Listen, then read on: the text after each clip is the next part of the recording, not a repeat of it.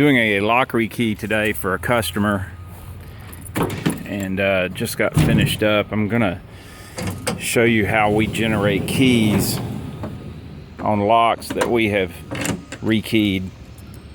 This is a quickset lock here.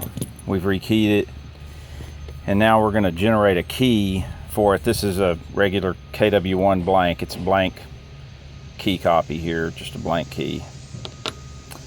And we use a ProLock punch to generate our keys.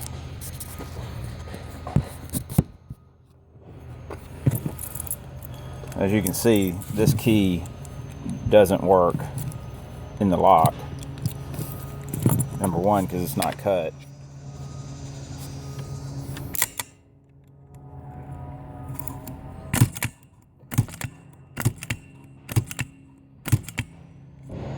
This punch produces a perfect key each time.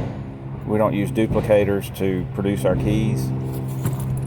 And this ensures that our customer gets a working key that works perfectly each time.